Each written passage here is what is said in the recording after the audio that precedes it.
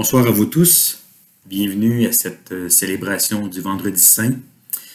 Bientôt, nous allons célébrer la fête par excellence du christianisme, la fête de Pâques, la fête de la résurrection de Jésus.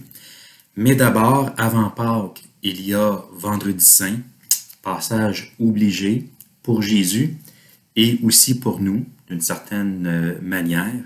Alors, je pense que nous nous devons de nous arrêter au pied de la croix pour nous rappeler l'importance de la mort de Jésus pour nous et de méditer sur le sens de cet événement. Pour la méditation de ce soir, j'aimerais regarder avec vous une petite parabole de Jésus qui fait partie des paraboles du royaume de Dieu que nous retrouvons dans l'évangile de Matthieu au chapitre 13. Depuis quelque temps, nous faisons l'étude de ces paraboles au sein d'une série que j'ai intitulée « Des paraboles pour dire le royaume ». Jusqu'à maintenant, nous avons vu les trois premières paraboles, celle du semeur, celle de l'ivraie et celle du grain de moutarde. Trois belles paraboles qui nous interpellent, qui nous font réfléchir quant à notre manière de voir le royaume de Dieu. Ce soir, nous allons nous attarder sur la quatrième parabole, celle du levain. Une parabole très courte, c'est même la parabole la plus courte, difficile de faire mieux en termes de concision.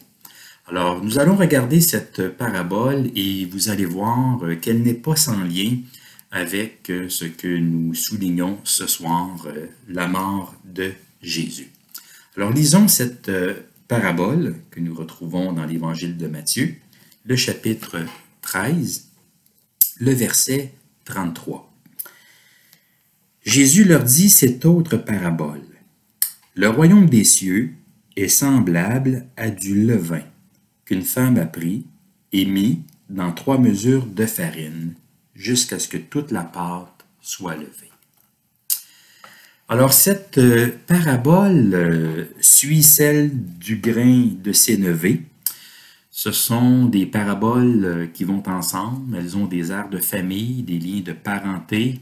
Tous deux parlent de croissance, de la croissance du royaume de Dieu, mais il y a quand même des nuances à apporter. La première parabole, celle du grain de sénévé, est tirée du domaine agricole, alors que la deuxième, la parabole du levain, est tirée du domaine culinaire. Alors on change de décor. On quitte le champ pour aller dans la cuisine.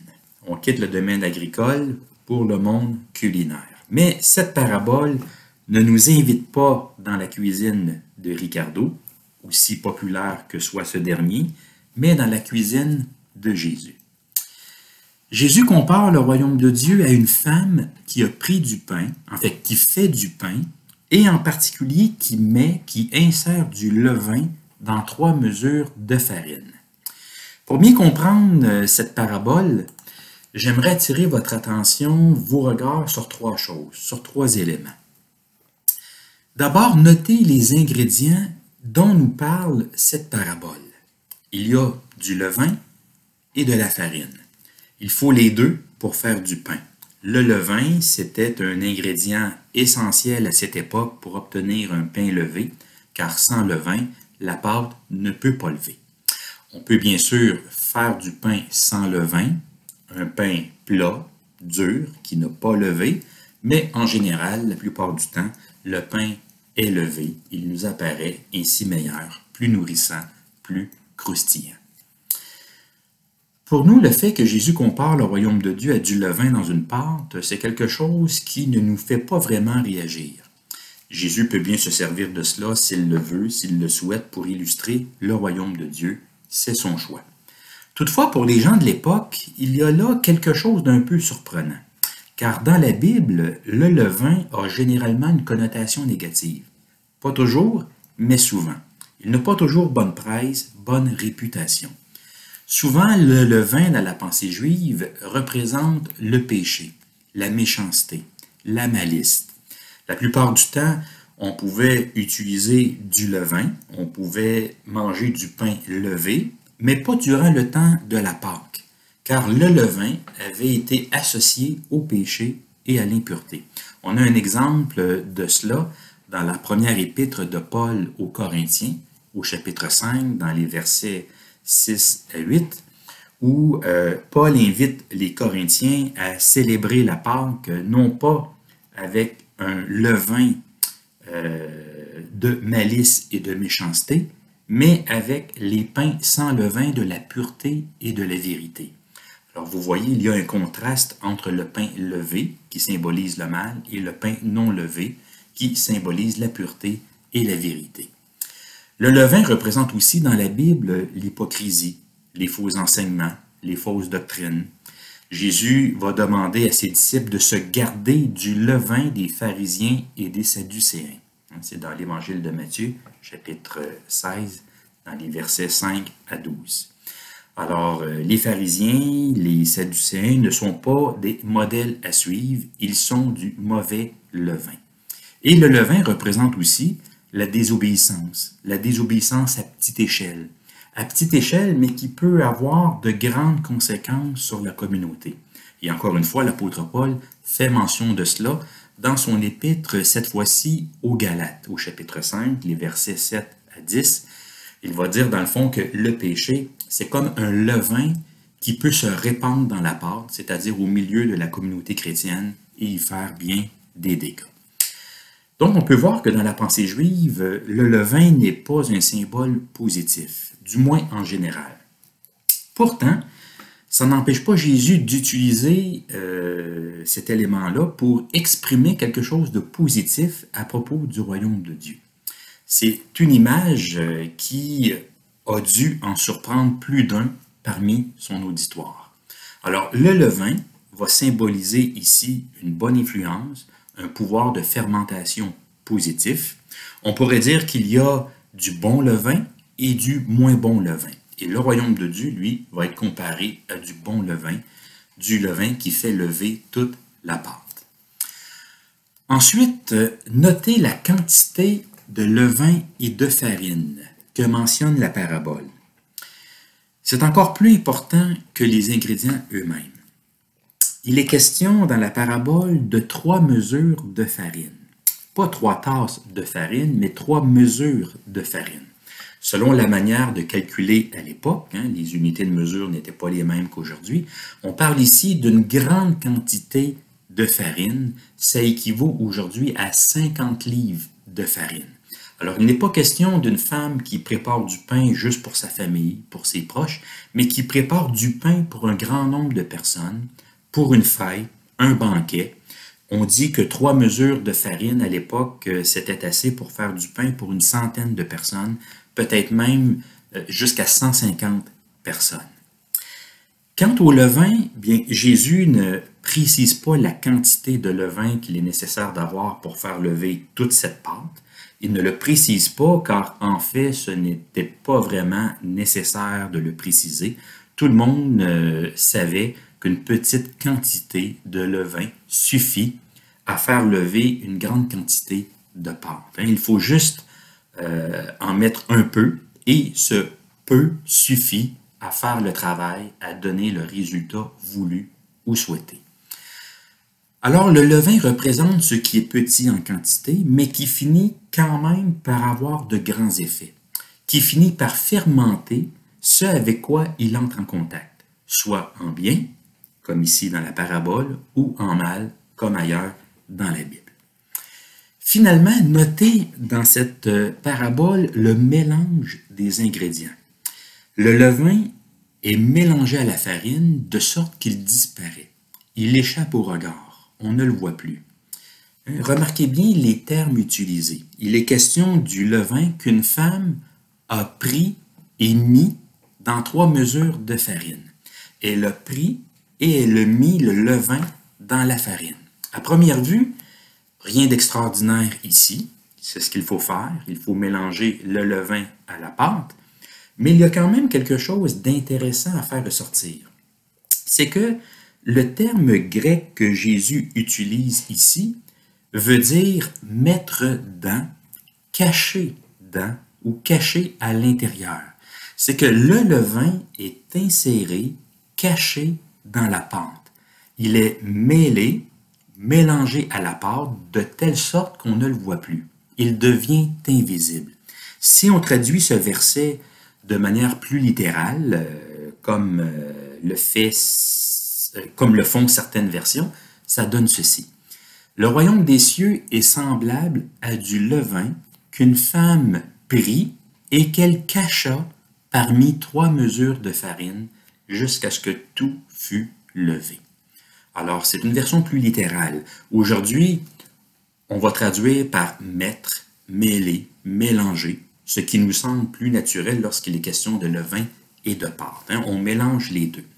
Mais peu importe la traduction adoptée, l'important, c'est de voir que le levain est inséré, introduit dans la pâte, puis mélangé, mêlé avec le reste, de sorte qu'on ne le voit plus. Il devient caché, invisible à nos yeux. Pourtant, le levain est toujours là. Il n'a pas disparu, mais il échappe au regard. Et non seulement on ne le voit pas, mais il est à l'œuvre. C'est un agent actif. Il fait son travail, il produit son effet, son action est discrète, mais tout de même bien réelle. La pâte finit par lever. Alors j'ai dit que le royaume de Dieu est comme ça. C'est comme du levain dans une pâte. Du levain inséré, caché, mais qui produit néanmoins son effet de façon discrète et mystérieuse. Alors, ceci étant dit, le sens de cette parabole n'est pas si difficile à trouver lorsqu'on veut faire des liens avec le royaume de Dieu. D'abord, Jésus nous dit que le royaume de Dieu, il est présent dans le monde tout en étant discret et caché. Sa présence ne saute pas aux yeux. Le royaume est peut-être quasi imperceptible, mais ça ne veut pas dire qu'il est absent.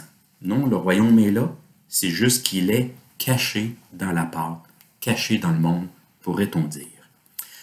Ensuite, bien qu'il soit caché ou discret, ce royaume a une puissance bien réelle.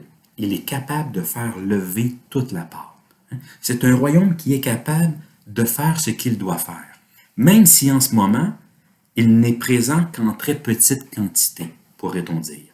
Même si le royaume est invisible, c'est un agent actif. Le royaume contient en lui-même une puissance, une force dont les effets seront un jour visibles, retentissants et impressionnants. C'est probablement la raison pour laquelle il est question dans la parabole d'une grande quantité de pâte. Le royaume aura des effets retentissants, ce sera une fête, un grand banquet. Et finalement, bien, le royaume de Dieu, c'est du bon levain. Du bon levain dans la société, un ingrédient actif qui contribue à un monde meilleur, plus juste, plus paisible, plus humain, plus égalitaire, quoi qu'en disent les détracteurs de la foi chrétienne. C'est que le royaume de Dieu influence, transforme tout ce qu'il touche. Il ne peut pas ne pas affecter positivement ce avec quoi il entre en contact. Car le royaume de Dieu, c'est la vie. C'est la vie abondante, nous dit Jésus dans l'évangile de Jean. C'est une puissance de vie qui change, qui transforme les humains et qui, à leur tour, vont influencer leur culture, leur société, leurs lois, leur structure. Dans l'histoire de l'humanité, beaucoup de bien et de bon a été fait au nom de Dieu et de son royaume, au nom de Dieu et de son évangile. Et ça, c'est un fait indéniable. Bien sûr, beaucoup de mal aussi a été fait au nom de Dieu et de son royaume. C'est déplorable et on ne peut pas le nier. Mais je reste convaincu que tout le mal qui a été fait au nom de Dieu et de son royaume n'était pas le résultat d'une juste et bonne compréhension de l'Évangile, mais d'une distorsion du message de Jésus. Quand ceux et celles qui disent agir au nom de Dieu, mais qui autour d'eux sèment la mort, la discorde, la division, la violence, les conflits, les guerres, ce n'est pas le levain du royaume de Dieu qui est à l'œuvre, c'est le levain des hommes. Le levain des hommes. Et ce levain n'est pas toujours bon. Le royaume de Dieu, celui que Jésus a apporté, qu'il a inauguré, qu'il a semé, planté dans le monde, c'est un royaume qui produit des effets positifs sur la société, qui transforme la substance avec laquelle il entre en contact. Le royaume de Dieu, c'est du bon levain, du moins lorsqu'il est libre de toute distorsion humaine. Maintenant, quel est le lien avec Vendredi Saint? Car c'est Vendredi Saint après tout, alors quel rapprochement peut-on faire entre cette parabole et la mort de Jésus? Je dirais ceci. La croix, la mort de Jésus, c'est la démonstration d'une puissance et d'une sagesse cachée, à l'image du royaume que Jésus a prêché et annoncé. Je répète, la mort de Jésus, c'est la démonstration d'une puissance et d'une sagesse cachée, à l'image du royaume que Jésus a annoncé. L'apôtre Paul va beaucoup insister là-dessus, en particulier dans sa première lettre aux Corinthiens. J'aimerais vous lire ce qu'il écrit dans les tout débuts de sa lettre, c'est au chapitre 1, les versets 20 à 25. Il écrit aux Corinthiens, « Où est le sage? Où est le scribe? Où est le raisonneur de ce siècle? Dieu n'a-t-il pas convaincu de folie la sagesse du monde? Car puisque le monde, avec sa sagesse, n'a point connu Dieu, il a plu à Dieu, dans sa sagesse, de sauver les croyants par la folie de la prédication. Les Juifs demandent des miracles, les Grecs cherchent la sagesse. Nous prêchons Christ crucifié. Scandale pour les Juifs, folie pour les païens, mais puissance de Dieu et sagesse de Dieu pour ceux qui sont appelés tant juifs que grecs. Car la folie de Dieu est plus sage que les hommes, et la faiblesse de Dieu est plus forte que les hommes. Qu'est-ce que Paul est en train de dire ici? Bien, à la croix, il s'est passé quelque chose, un événement de la plus haute importance, mais ce n'est pas tout le monde qui le voit. Ce n'est pas tout le monde qui s'en rend compte. Ce n'est pas tout le monde qui sait l'apprécier. C'est qu'à la croix, il y a eu une démonstration de puissance et de sagesse. La puissance de Dieu s'est manifestée, la sagesse de Dieu s'est exposée, mais pour ceux et celles qui savent le voir, le discerner, à la croix, il y a eu une démonstration de puissance et de sagesse. La démonstration d'une puissance, car la mort de Jésus est devenue un instrument de salut, un moyen de salut. La croix, ce n'est pas un échec. C'est le moyen que Dieu a utilisé pour effectuer le salut de l'humanité, même si on n'en comprend pas tous les mécanismes, tout ce qui s'est passé exactement à la croix. La démonstration d'une sagesse, car Dieu a confondu l'esprit des hommes. Il a fait surgir son salut d'une manière impensable à l'esprit humain. Pour bien des Juifs, la croix, c'est un scandale. Un Messie crucifié, ça se peut pas. Le Messie est supposé venir triompher, pas pour mourir. Et pour bien des Grecs, la croix, c'est une folie. Un sauveur qui fait preuve de douceur, qui se laisse faire, qui se laisse crucifier, ce n'est pas digne d'un héros grec. Ce n'est pas digne des plus hautes valeurs de la Grèce antique qui valorisaient la force et le courage. Mais pourtant, à la croix, se produisait quelque chose d'important. Le salut de l'humanité, et ce, de manière inattendue et insoupçonnée. La croix, c'est la démonstration d'une puissance et d'une sagesse cachée, à l'image du royaume que Jésus a annoncé. Alors la question qui se pose à nous, c'est la suivante. Que voyons-nous à la croix? Comment percevons-nous la mort de Jésus? Est-ce un scandale, une folie ou un événement de salut, aussi incompréhensible ou inimaginable que ce soit à nos esprits rationnels et cartésiens? L'apôtre Paul disait « Je n'ai pas eu la pensée de savoir parmi vous autre chose que Jésus-Christ et Jésus-Christ crucifié. » Bien, qu'il en soit de même pour nous aussi, pour chacun d'entre nous, rappelons-nous, la croix, c'est la démonstration d'une puissance et d'une sagesse cachée, à l'image du royaume que Jésus a annoncé. Bon vendredi saint et que le Seigneur vous bénisse.